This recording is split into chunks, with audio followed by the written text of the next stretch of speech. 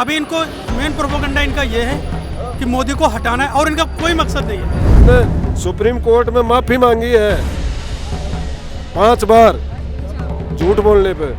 वो तो सर्टिफाइड झूठा है। जो ये कहता था कि जरा सा किसी ने इल्जाम लगा दिया तो उसको पकड़ के अंदर कर दो, और आज उसको से मना के तब भी वो ड्रामेबाजी कर रहे हैं। अब वो राम मंदिर में आज जाकर हाथ जोड़ रहे हैं, जब उसने बोला कि बाबरी मस्जिद के बारे में मेरी नानी ने बोला था कि दूसरे धर्म का वो तोड़कर मंदिर बनाना है।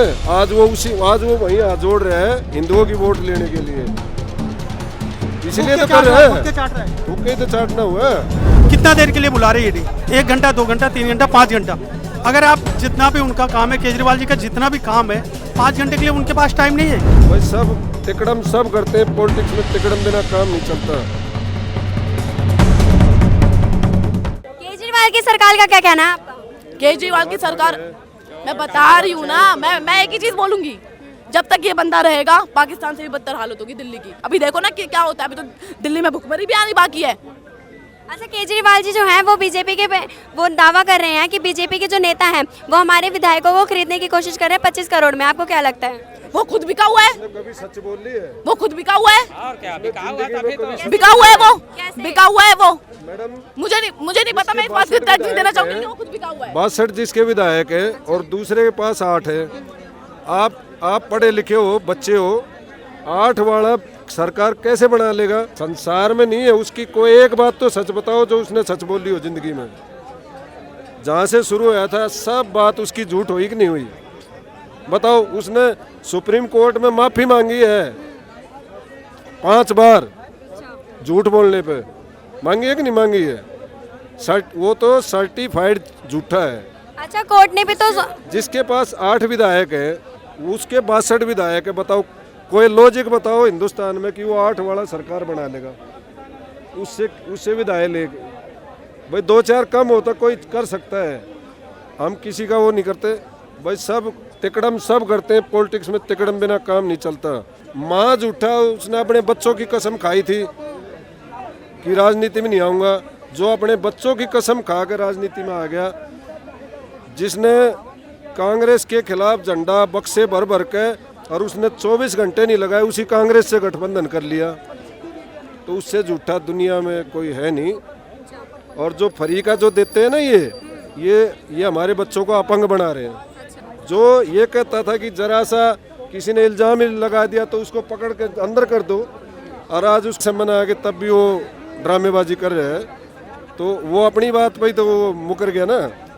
अब वो राम मंदिर में आज जाकर हाथ जोड़ रहे हैं, जब उसने बोला कि बाबरी मस्जिद के बारे में मेरी नानी ने बोला था कि दूसरे धर्म का वो तोड़कर मंदिर बनाना है। आज वो वहीं हाथ जोड़ रहे हैं हिंदुओं की वोट लेने के लिए, इसलिए तो कर रहे हैं। थूके तो चाटना हुआ।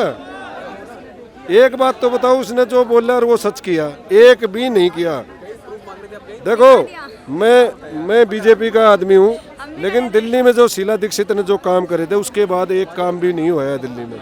सही बात, चाचा सही बात। इतने फ्लाईओवर, मेट्रो, शीला दीक्षित ने खूब काम करे थे। उसके बाद केजरीवाल तो कह रहे थे कि वो तो घोटाला करती थी।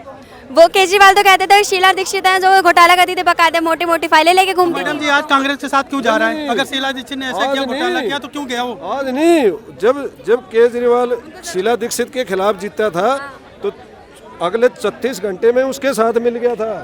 और यही विधानसभा में फिर दुश्मन फिर दोस्त हो जाएंगे, फिर अलग हो जाएंगे। अभी जो दोस्त है ना, फिर ये विधानसभा में चुनाव में फिर अलग अलग चुनाव लड़ेंगे। अभी इनको मेन प्रोपोगंडा इनका ये है कि मोदी को हटाना है और इनका कोई मकसद नहीं है। इनसे अभी जो बोल रहे हैं कि मैं रोजगार दूंगा, ये दूंगा, वो दूंगा, जो भी कुछ बोल रहे हैं, इनका मेन प्रोपोगंडा है कि मोदी को हटाना है और उनका कुछ भी नहीं है। वो तो पंजाब में जाके कह रहे हैं कि हमने कई लोगों को 1 से 1.5 लाख लोगों को नौकरियां दी हैं, बेरोजगारी कम हुई है हमारे दिल्ली में, बिजली फ्री हुई है। कई लोग, हमारी दिल्ली की जनता बहुत खुश है।